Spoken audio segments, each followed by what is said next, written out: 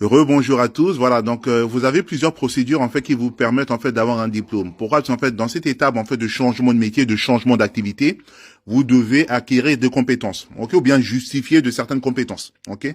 Si le mot est plus exact, donc justifier, donc ça serait la VAE qui vous permet en fait d'avoir en fait un diplôme grâce à vos expériences acquises, soit bien dans le domaine salarié, soit bien dans le domaine du bénévole, ok. Supposons là actuellement vous faites une activité extra-professionnelle, vous êtes plombier, vous faites une activité extra-professionnelle qui vous passionne beaucoup et vous voulez en faire votre métier. Donc vous voulez changer pour faire de cette activité extra-professionnelle votre métier. Donc vous pouvez acquérir un diplôme, vous pouvez avoir un diplôme plutôt grâce à ces expériences en fait faites dans le cadre en fait extra-professionnel, grâce à la VAE, ok.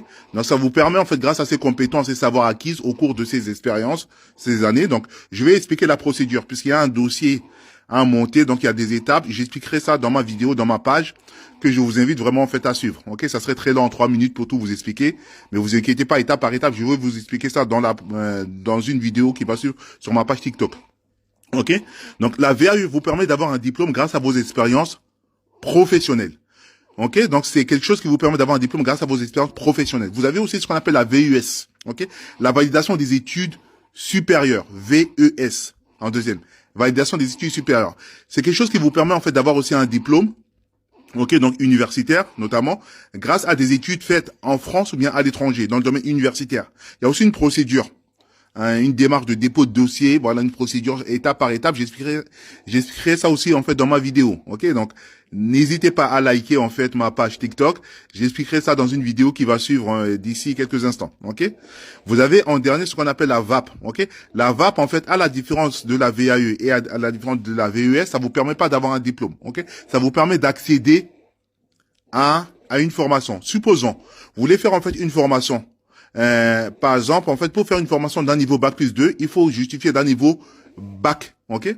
Donc, vous pouvez pas faire une formation d'un niveau Bac+2 si vous n'avez pas un niveau Bac. Ou bien vous pouvez pas faire une formation d'un niveau Bac+3 si vous avez pas, si vous justifiez pas d'un niveau Bac+2. Donc souvent, en fait, peut-être qu'on n'a pas ce diplôme à proprement parler. Ok, Bac+2, un BTS, un DUT, ou bien en fait une licence 2. Donc on n'a pas ce diplôme-là. On peut utiliser ce qu'on appelle la VAP, la validation des acquis professionnels. Grâce à notre expérience professionnelle, faire reconnaître ces expériences professionnelles comme équivalentes à un niveau Bac+2 ou bien un niveau Bac+3, ce qui nous permet de facto d'accéder à une formation. Ok. Donc il faut savoir en fait que cette procédure en fait d'accéder à cette formation, le dossier de la VAP en fait c'est monté par l'organe de formation. Ok.